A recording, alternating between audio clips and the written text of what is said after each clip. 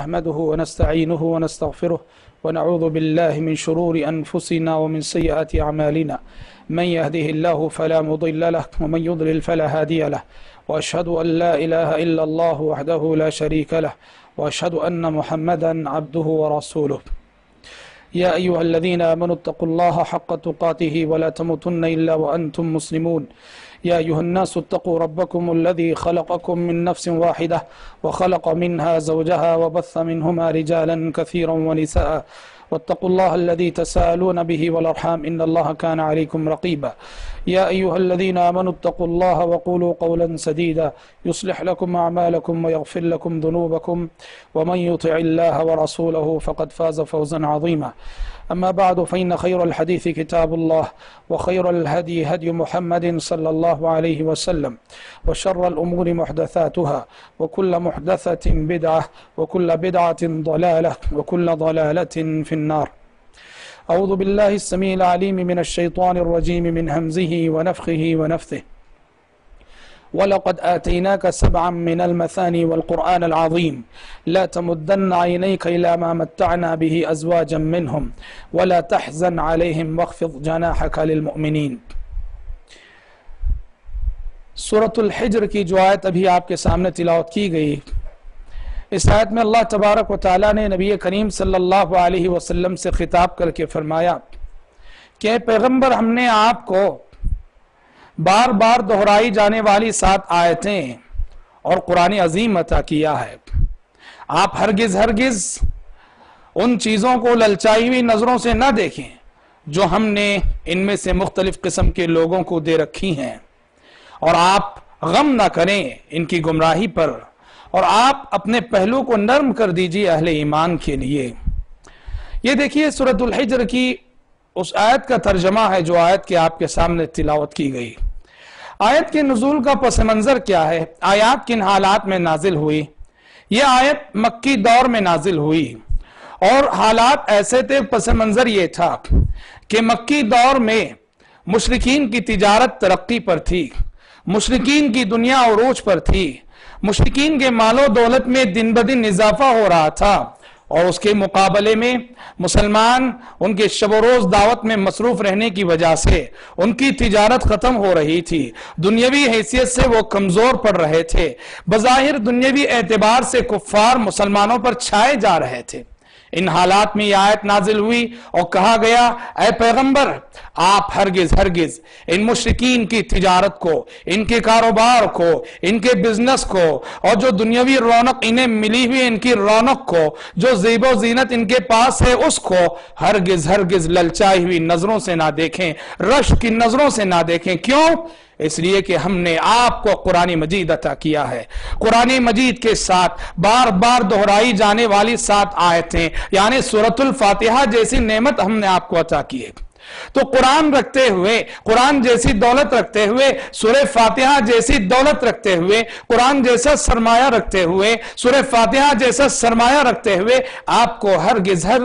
دنیا والوں کی دنیا داری اور دنیا والوں کی دولت اور سرمایہ کو للچائی ہوئی نظروں سے اور رشک کی نگاہوں سے نہیں دیکھنا چاہیے۔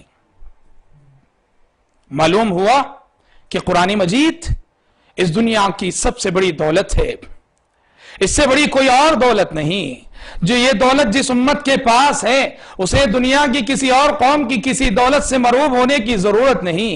قرآن مجید اس دنیا کا سب سے عظیم سرمایہ ہے۔ جو امت یہ سرمایہ اپنے پاس رکھتی ہے اسے دنیا کی کسی اور قوم کے سرمایہ کو للچائی ہوئی نظروں سے نہیں دیکھنا چاہیے۔ قرآن مجید سب سے بڑا ہتھیار ہے۔ جو امت یہ ہتھیار اپنے پاس رکھتی ہے اسے دنیا کی کسی بھی قوم کے کسی بھی ہتھیار سے خوفزدہ نہیں ہونا چاہیے۔ قرآن مجید دنیا کی سب سے کامیاب تدبیر ہے۔ جو امت یہ تدبیر اپنے پاس رکھتی ہے اسے دشمن کی کسی بھی سازش سے خوفزدہ نہیں ہونا چاہیے۔ قرآن مجید دنیا کا مضبوط ترین سہارا ہے۔ جو امت یہ سہارا اپنے پاس رکھتی ہے اسے دنیا کے کسی اور سہارے کی ضرورت نہیں ہونا چاہیے۔ قرآن رکھتے ہوئے امت کبھی محکوم نہیں ہو سکتی، قرآن رکھتے ہوئے امت کبھی مرعوب نہیں ہو سکتی، قرآن رکھتے ہوئے امت کبھی خوفزدہ نہیں ہو سکتی، قرآن رکھتے ہوئے امت کبھی زوال سے دوچار نہیں ہو سکتی، قرآن رکھتے ہوئے امت کبھی ذلیل و رسوا نہیں ہو سکتی، قرآن رکھتے ہوئے امت ذلیل و خوار نہیں ہو سکتی۔ اگر تاریخ کے کسی دور میں قرآن رکھتے ہوئے امت ذلیل ہو، تاریخ کے کسی دور میں قرآن رکھتے ہوئے امت ذلیل و خوار ہو، امت زوال پذیر ہو، قرآن رکھتے ہوئے امت محکوم ہو، قرآن رکھتے ہوئے امت مرعوب ہو، قرآن رکھتے ہوئے امت رگڑی جا رہی ہو، مسلی جا رہی ہو، تو یہ اس بات کی علامت ہے کہ اس امت کی اس نسل نے قرآن کو سمجھا نہیں، قرآن پر ایمان لانے کے تقاضوں کو پورا کیا نہیں۔ ورنہ جو اس امت کی جو بھی نسل قرآن پر ایمان لائے گی اور ایمان لانے کے تقاضوں کو پورا کرے گی، یہ قرآن اسے عزت و سربلندی کے اعلیٰ ترین مراتب پر فائز کرے گا۔ اور اگر کوئی بھی نسل اس امت کی قرآن پر ایمان لانے کے تقاضوں کو نظر انداز کرے گی، قرآنی تعلیمات کو پس پشت ڈالے گی، یہ قرآن اسے محکوم کرے گا، مجبور کرے گا، ذلیل و خوار ہو کر رہے گی وہ نسل۔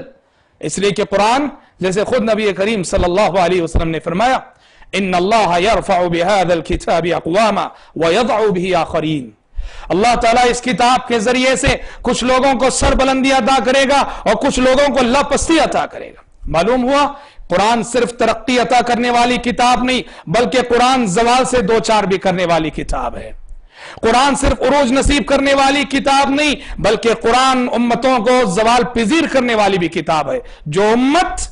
اس پر ایمان لائے گی، اس کے لفظ کو سینے میں بسائے گی، اس کے پیش کردہ دستور حیات کو اپنی زندگی میں نافذ کرے گی، یہ قرآن ان لوگوں کو، امت کی اس نسل کو عزت و سربلندی سے سرفراز کرے گا۔ اور امت کی جو نسلیں اس کو پس پشت ڈالیں گی، اس کو نظر انداز کریں گی، اس کی تعلیمات کو سے روگردانی کریں گی، قرآن مجید ان کو ذلیل کر کے رہے گا، رسوا کر کے رہے گا۔ یضل به کثیرا ویہدی به کثیرا وما یضل به الا الفاسقین۔ اللہ تعالیٰ نے کہا کہ اللہ تعالیٰ اس قرآن کے ذریعے سے بہت سوں کو ہدایت بھی دیتا ہے اور اسی کے ذریعے سے بہت سوں کو گمراہ بھی کرتا ہے۔ وما یضل به الا الفاسقین، اس کے ذریعے سے گمراہ وہ ہوتے ہیں جو کہ فاسق ہیں۔ ہمارے اسلاف اور ہم میں یہی فرق ہے، ہمارے اسلاف اور ہم میں یہی فرق ہے۔ قرآن مجید پر وہ لوگ ویسے ایمان لائے جیسے ایمان لانا چاہیے تھا، ایمان لانے کے تمام تر تقاضوں کو انہوں نے پورا کیا، اس کے لفظ کو انہوں نے اپنے سینے میں بسا لیا، اس کو دستور حیات بنا کر اس کی روشنی میں اپنی زندگیاں گزاری۔ تو قرآن مجید نے ہمارے اسلاف کو ایسی عزت و سربلندی عطا کی، 50 سال کے قلیل سے عرصے میں آدھی دنیا پہ انہیں حکمران بنا دیا، آدھی دنیا کی زمام قیادت مسلمانوں کے ہاتھ میں تھی 50 سال کے قلیل سے عرصے میں۔ یہ قرآن مجید کا انقلاب ہے۔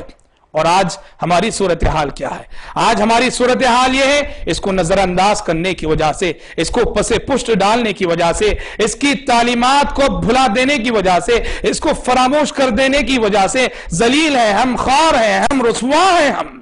وہ زمانے میں معزز تھے مسلمان ہو کر، وہ زمانے میں معزز تھے مسلمان ہو کر، اور ہم خوار ہوئے تاریک قرآن ہو کر۔ قرآن دو دھاری تلوار ہے،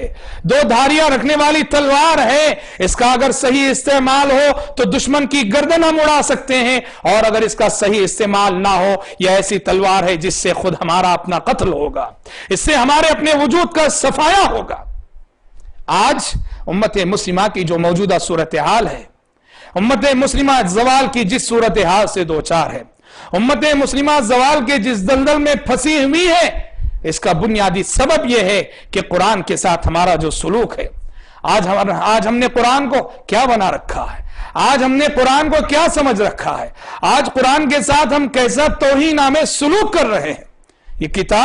کتاب ہدایت تھی، ہم نے اسے صرف یہ کتاب ہدایت تھی، ہم نے اسے صرف کتاب تلاوت بنا دیا۔ یہ زندوں کو زندگی کا پیغام دینے کے لیے آئی تھی، ہم نے اسے مردوں کے لیے ایصال ثواب کا ذریعہ بنا دیا۔ یہ پیغام انقلاب لے کر آئی تھی، ہم نے اس کو 23 گھنٹوں کا مضمون بنا دیا۔ یہ ہمارے دلوں کی زینت بننے کے لیے آئی تھی، ہم نے اسے طاقوں کی زینت بنا دیا۔ یہ ہماری آخرت بنانے کے لیے آئی تھی، اور ہم نے آج اسے بزنس بنا دیا، ہمارے مولویوں نے اسے تجارت بنا دیا۔ قرآن کے ساتھ ایسا توہین آمیز سلوک کرنے کے باوجود عروج کا خواب کیسے دیکھ سکتے ہیں؟ ترقی کا خواب کیسے دیکھ سکتے ہیں؟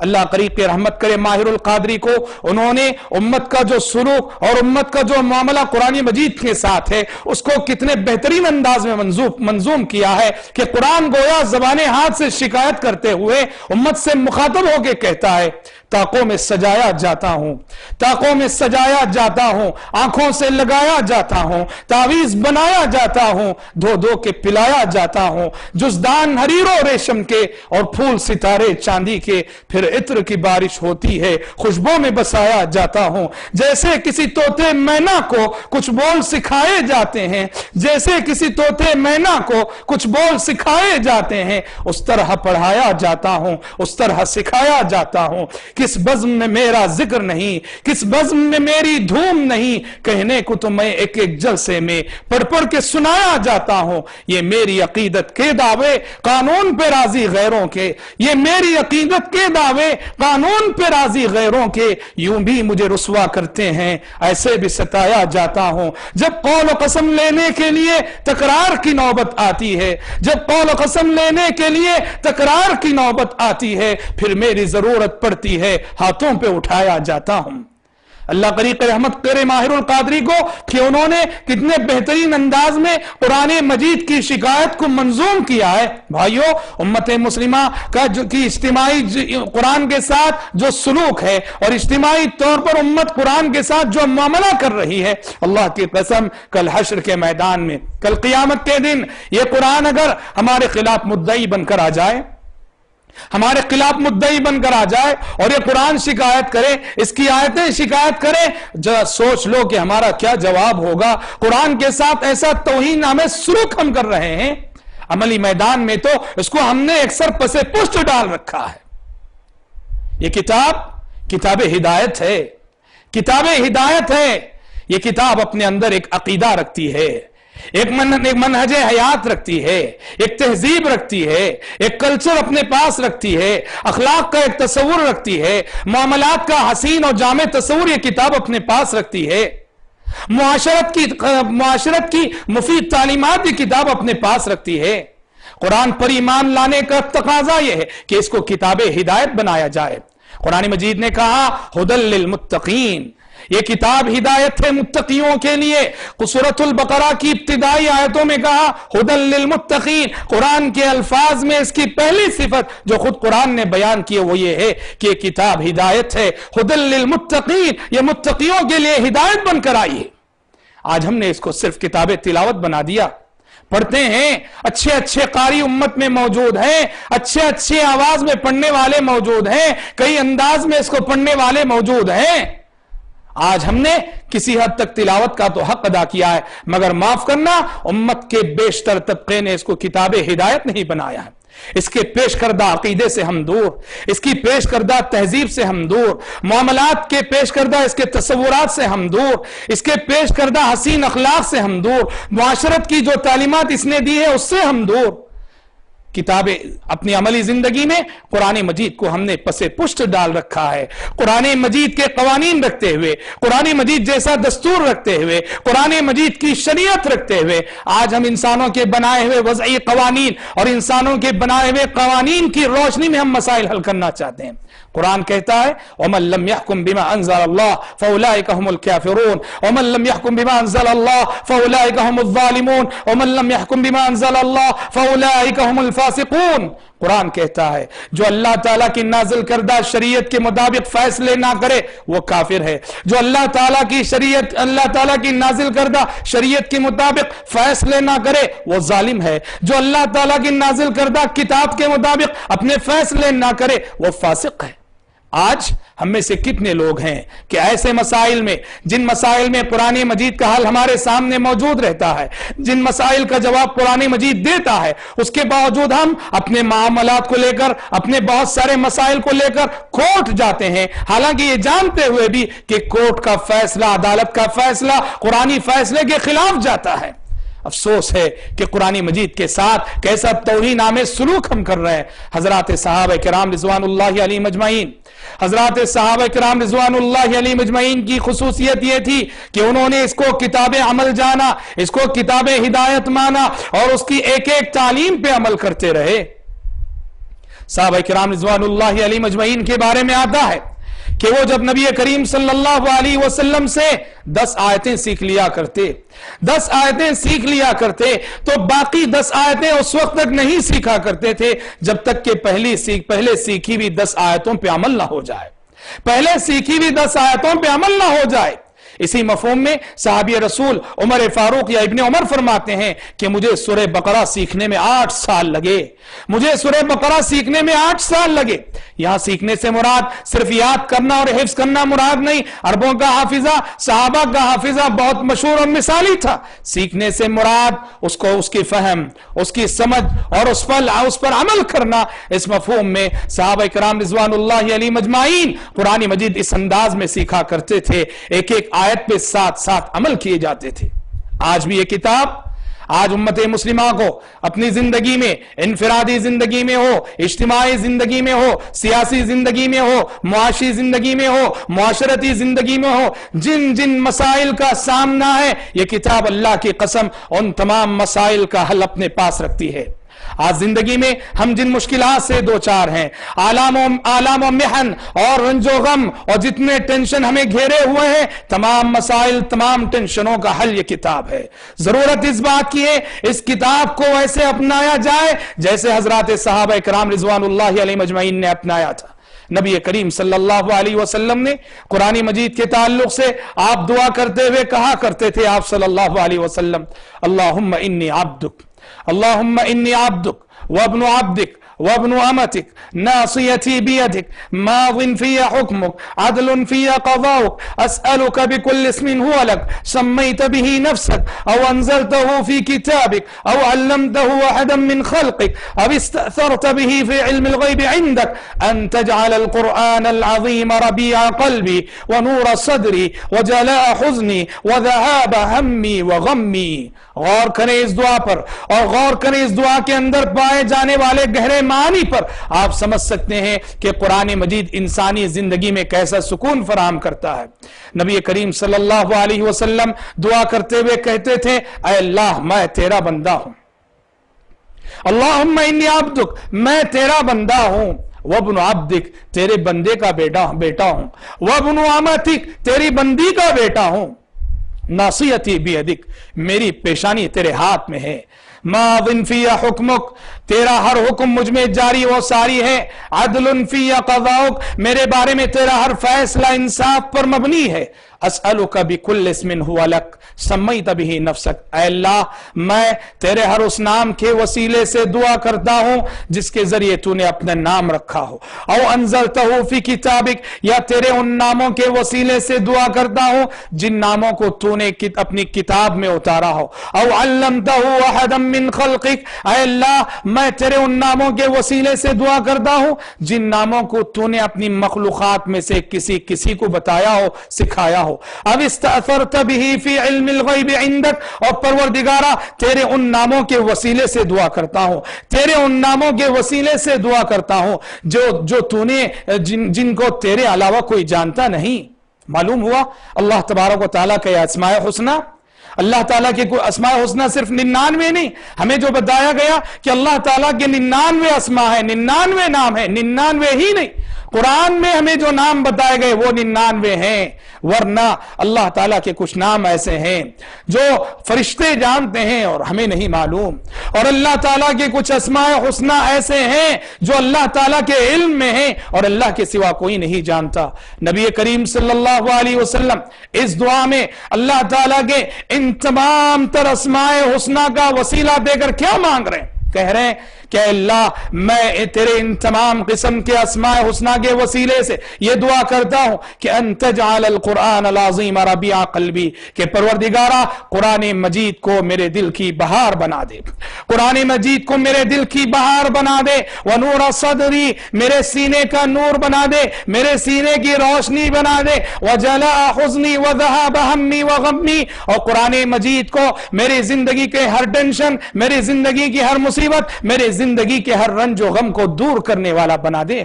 اللہ کی قسم قرآن کے اندر یہ طاقت ہے، قرآن کے اندر یہ صلاحیت ہے، قرآن ہمارے ہر غم کا علاج ہے، قرآن ہمارے ہر رنج کا علاج ہے، قرآن ہماری ہر مصیبت کا علاج ہے، قرآن ہماری ہر مشکل کا حل ہے۔ ابن مسعود رضی اللہ عنہ فرمایا کرتے تھے اگر میری رسی بھی گم ہو جائے، میری رسی بھی گم ہو جائے، میں اسے قرآن مجید کے اندر تلاش کیا کرتا ہوں۔ یہ صحابہ کرام رضوان اللہ علیہ مجمعین ہیں کہ قرآن سے ان کا اتنا گہرا تعلق تھا۔ قرآن مجید تمام مسائل کا حل ہے، لیکن ان لوگوں کے لیے جو اس کو دستور حیات بنا کر چلے، جو اس کو معیار زندگی بنا کر چلے، جو اس کو کتاب تلاوت ہی نہیں بلکہ کتاب تلاوت کے ساتھ ساتھ کتاب ہدایت مان کر، کتاب ہدایت سمجھ کر چلے، قرآن مجید ایسوں کی زندگی کے تمام مسائل کا بہترین حل ہے۔ آج ضرورت اس بات کی ہے کہ ہم قرآن کے حقوق کو سمجھیں، قرآن کے حقوق کو سمجھ کر ان حقوق کو اپنی عملی زندگی میں پورا کرنے کی کوشش کریں۔ قرآن کے حقوق کیا ہیں؟ سب سے پہلا حق تو یہ ہے قرآن پر ایمان لانا۔ قرآن پر ایمان لانا اس نہ ہی ہے سے کہ یہ اللہ تعالیٰ کی سچی اور آخری کتاب ہے جو محمد صلی اللہ علیہ وسلم پر انسانوں کی ہدایت کے لیے نازل کی گئی ہے، اور یہ کتاب اللہ تعالیٰ کی حفاظت میں ہے، اور یہ کتاب جس نبی کریم صلی اللہ علیہ وسلم پر جس شکل میں نازل ہوئی تھی آج تک اس شکل میں اور قیامت تک باقی رہے گی۔ اس میں نہ ایک حرف کا اضافہ ہو سکتا ہے نہ ایک حرف کی کمی ہو سکتی ہے۔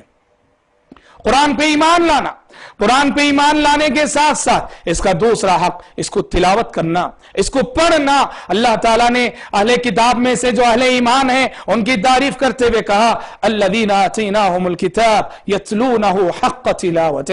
جن لوگوں کو ہم نے کتاب عطا کی ہے وہ کما حقہ اس کی تلاوت کرتے ہیں۔ معلوم ہوا کہ کتاب الہی کا ایک حق یہ بھی ہے، قرآن کا ایک حق یہ بھی ہے اس کی تلاوت کی جائے اور کما حقہ تلاوت کی جائے، اس کو پڑھا جائے۔ نبی کریم صلی اللہ علیہ وسلم کی ڈیوٹی اور آپ کی ذمہ داری اور آپ کا وظیفہ بتایا گیا کہ آپ صلی اللہ علیہ وسلم یتلو علیہم آیاتہ،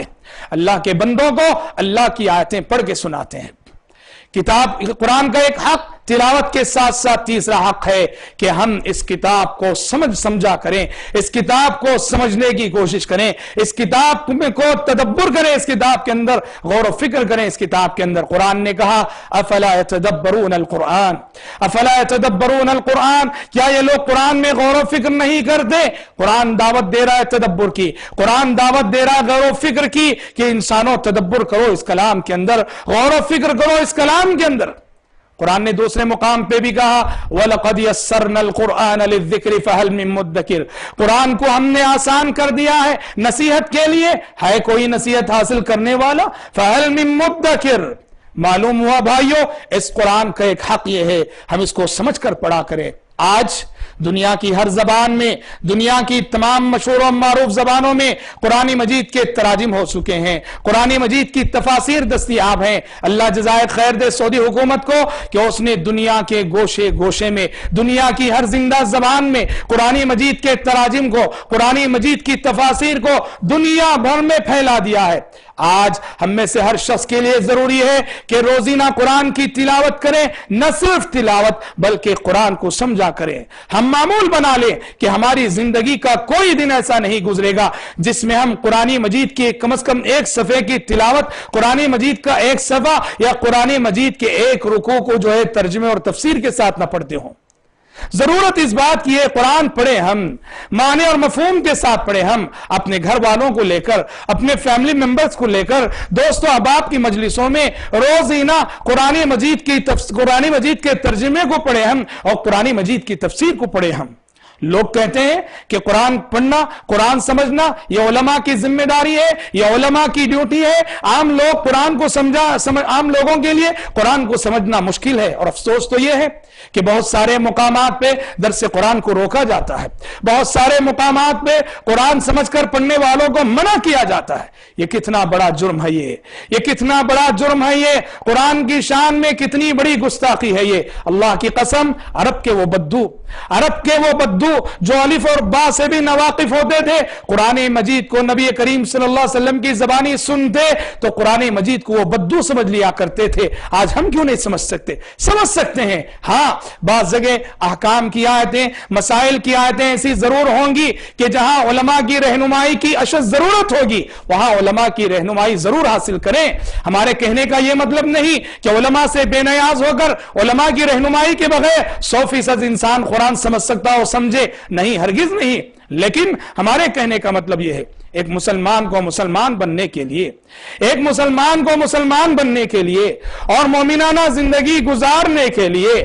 قرآن کو سمجھنا بہت آسان ہے۔ آپ جب سورۃ المؤمنون پڑھیں گے، قد افلح المؤمنون الذین هم فی صلاتهم خاشعون والذین هم عن اللغو معرضون والذین هم للزکاة فاعلون والذین هم لفروجهم حافظون، یہ آیتیں بتاؤ کون ہے جو سمجھے گا؟ نہیں۔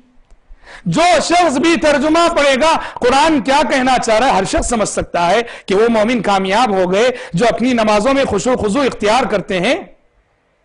جو لغویات سے اعراض کرتے ہیں، جو زکوٰۃ دیا کرتے ہیں، جو اپنی شرمگاہوں کی حفاظت کیا کرتے ہیں، جو اپنے وعدوں اور عہد و پیمانوں کی نگہبانی کیا کرتے ہیں اور جو اپنی نمازوں کی حفاظت کیا کرتے ہیں۔ کون ہے جو ان آیتوں کو یہ کہتا ہے کہ یہ آیتیں مجھے سمجھ میں نہیں آتی؟ قرآن مجید یقیناً اللہ تعالیٰ کا کہنا ہے وَلَقَدْ يَسَّرْنَا الْقُرْآنَ لِلذِّكْرِ، ہم نے قرآن کو آسان کر دیا ہے۔ اللہ کا کہنا ہے ہم نے قرآن کو آسان کر دیا ہے نصیحت حاصل کرنے والوں کے لیے۔ تو ہے کیا کوئی نصیحت حاصل کرنے والا؟ تو بھائیو، قرآن کا حق ہے یہ کہ ہم اس پہ ایمان لے آئیں، اس کی کما حق کو تلاوت کریں، اس کو سمجھیں اور سمجھنا بھی تدبر کی حد تک، اس میں غور و فکر کرنے کی حد تک۔ اور چوتھا حق ہے کہ اس کی تبلیغ کریں، اس کے پیغام کو، چوتھا حق ہے کہ ہم اس پر عمل کریں، سمجھنے کے بعد اس پر ہم خود عمل کریں۔ اور پانچواں حق یہ ہے کہ اس پر عمل کرنے کے بعد دوسروں کو اس کی جانب بلائیں، دوسروں کو اس پر ایمان لانے کی دعوت دیں۔ یہ قرآن مجید کے 5 بنیادی حقوق ہیں۔ قرآن کو اپنانا ہے، ان 5 حقوق کے ساتھ امت کی جو نسل بھی ان 5 حقوق کی روشنی میں قرآن کو اپنائے گی، قرآن مجید اس نسل کو گارنٹی دیتا ہے، ضمانت دیتا ہے، عزت کی گارنٹی، سربلندی کی گارنٹی، کامیاب زندگی کی گارنٹی۔ اس کی دنیا بھی کامیاب ہے، اس کی آخرت بھی کامیاب ہے۔ اور امت کی جو نسل قرآن مجید کے ان 5 حقوق میں سے کسی بھی حق کو پامال کرے گی، کسی بھی حق کو پسے پشت ڈالے گی، قرآن مجید ایسی نسل کو رسوا کرے گا، اس کو زوال پذیر کرے گا۔ ان اللہ یرفع بهذا الكتاب اقواما ويضع به آخرین، اس دستور کو بھولنا نہیں، اللہ کے اس قانون کو بھولنا نہیں کہ اللہ تعالیٰ اس کتاب کے ذریعے سے کچھ لوگوں کو سربلندی عطا کرتا ہے، ترقی عطا کرتا ہے، اور اسی کتاب کے ذریعے سے اللہ تعالیٰ کچھ لوگوں کو زوال پذیر کرتا ہے۔ دعا ہے رب العالمین سے کہ پروردگار کہنے والے کو، سننے والوں کو توفیق عطا فرمائے کہ ہم سب سے پہلے قرآن مجید کو اس کے 5 حقوق کی روشنی میں اپنانے کی توفیق عطا فرمائے، اور اللہ تعالیٰ ہمیں اس بات کی بھی توفیق عطا فرمائے کہ اس کی دعوت کو، اس کے پیغام کو اللہ تعالیٰ کے ان بندوں تک پہنچائیں جو اللہ تعالیٰ کو بھولے ہوئے ہیں، قرآن کے پیغام سے دور ہیں۔ اللہ کرے آمین۔ وآخر دعوانا ان الحمد للہ رب العالمین۔